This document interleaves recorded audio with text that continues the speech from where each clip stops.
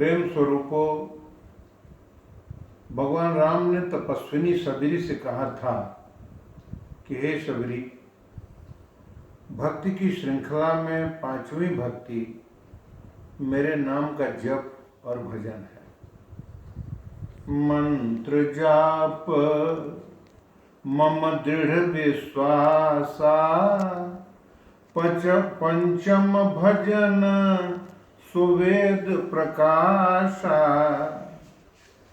मंत्र जप में दृढ़ विश्वास का होना आवश्यक है।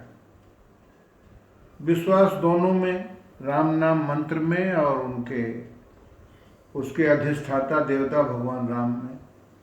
यदि ऐसा नहीं हुआ तो मंत्र फल की प्राप्ति में पूर्णता नहीं आएगी और भगवान राम का आशीर्वाद भी अपेक्षित फल प्रदान नहीं करेगा। मंत्र जाप की 3 विधाएं होती हैं, वाचिक, उपांशु और मानस। वाचिक जप में वाणी का प्रयोग किया जाता है, जिसे आपके आसपास बैठे हुए लोग भी सुन सकते हैं। इसमें मुखमंडल के अंदर और बाहर स्थित प्रत्येक अवयव जैसे कंठ, जिह्वा, दंत एवं होठ सक्रिय रूप से भाग लेते हैं। इस विधा में मंत्र से निर्गत ध्वनि पृथ्वी और आकाश में निनादित होकर हानिकारक तत्वों का नाश करती है तथा लाभदायक तत्वों का वर्धन करती है। साथ ही साथ आकाशीय शोरगुल को कम कर देती है। कलयुग में मनुष्य कई प्रकार के अनावश्यक और अवांछित ध्वनियों के प्रयोग से वायुमंडल को शुद्ध एवं अपवित्र कर देते हैं। मंत्र जप के प्रभाव से यह शुद्धता या प्रदूषण दूर हो जाता है। यही कारण है कि बड़े बड़े नगरों में विभिन्न प्रकार की ध्वनियों से गुंजित वायुमंडल अशांत होता है, जिसमें आध्यात्मिक साधना नहीं की जा सकती। इसके विपरीत वनों में रहने वाले योगी, यति या आदिवासी प्रशांत एवं विशुद्ध वातावरण में साधना रत रहते हैं। उपांशु जप में कंठ एवं जिह्वा का योगदान होता है। जिह्वा हिलेगी परंतु मुख के बाहर आवाज नहीं जाएगी। मानस जप में मंत्र के शब्द मन पर चलते हैं, कोई ध्वनि नहीं होती। मंत्र प्रणेताओं ने यह अनुमान लगाया है कि एक निश्चित अवधि में यदि वाचिक जप का फल 10 इकाई हो तो उपांशु और मानस जप में उतने ही समय में जप का फल क्रमशः 100 और 1000 इकाई होगा। संत महात्मा अधिकांशतः मानस जप ही करते हैं।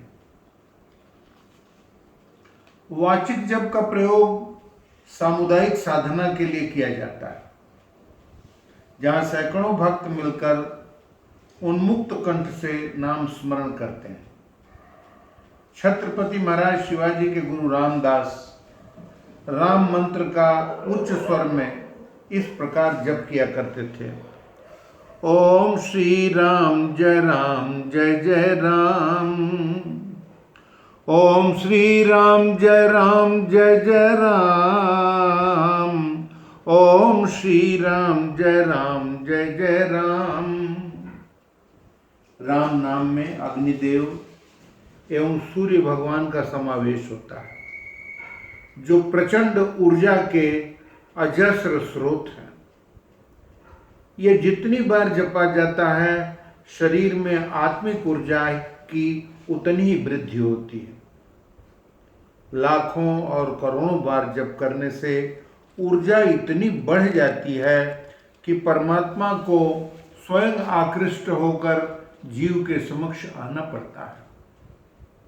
हमारे शास्त्रों में कई स्थानों पर इस प्रकार का उल्लेख है कि नाम जप करने वाले संत अपने को योगाग्नि में भस्म कर सीधा वैकुंठ लोक को चले जाते हैं।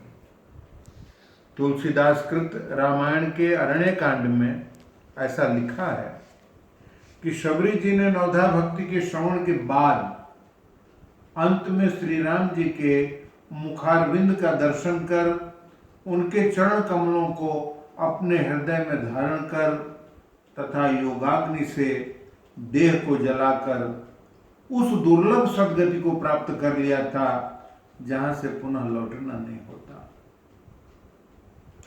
कही कथा सकल बिलो की हरि मुख, हृदय पद पंकज धरे, तज जोग पावक देह हरि पद, लीन भई जह नहीं फिरे। अब यहां ये विचारणीय है कि इतनी ऊर्जा कैसे प्रकट होती है जिससे एक तपस्वी अपने भौतिक शरीर को जला देता है। इसे हम वैज्ञानिक विश्लेषण द्वारा आपको समझाना चाहेंगे।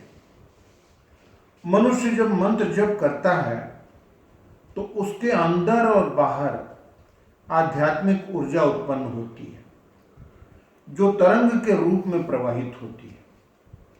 यह अंदर वाली ऊर्जा तो आत्मिक आनंद का स्रोत बनती है और मन के ऊपर इसका भंडारण सदैव होता रहता है। जब यह ऊर्जा बाहर की तरफ आकाश में संचरित होती है तब वायुमंडल के सूक्ष्माति सूक्ष्म जीवाणुओं को समाप्त कर वायुमंडल को स्वच्छ कर देती है।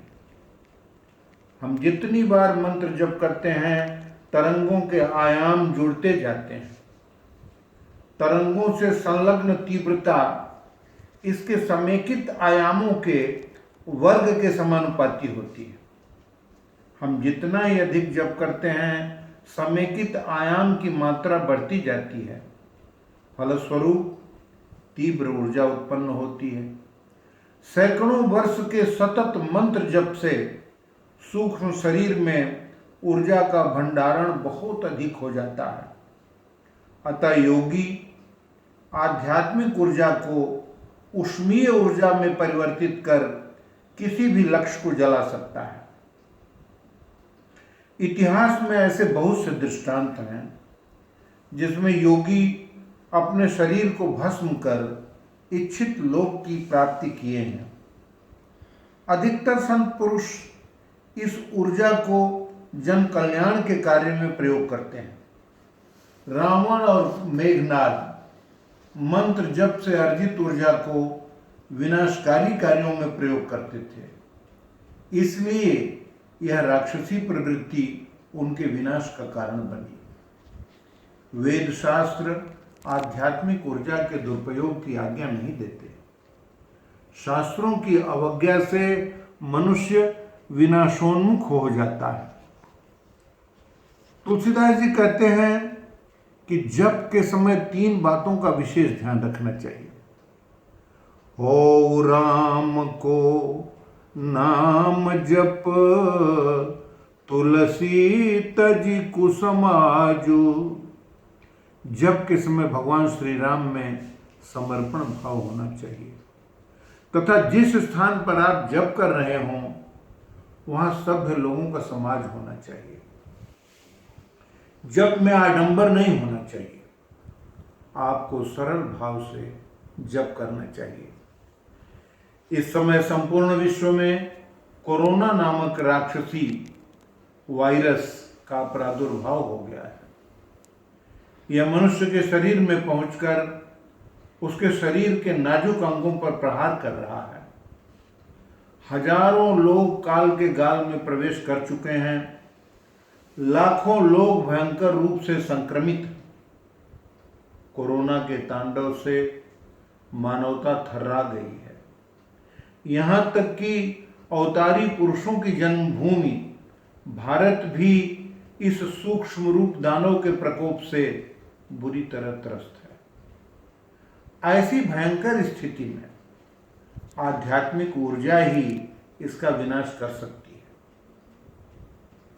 यदि भारत की 130 करोड़ जनता बिना किसी जाति धर्म के भेदभाव से राम नाम के मंत्र का आधे घंटे प्रतिदिन जप करे तो भारत भूखंड पर इतनी ऊर्जा प्रकट होगी कि कोरोना जैसे लाखों सूक्ष्म जीवाणु अपना अस्तित्व खो देंगे और भारतीय पर्यावरण पूर्ण रूप से अनामय हो जाएगा और इसका सकारात्मक प्रभाव पूरे विश्व पर पड़ेगा।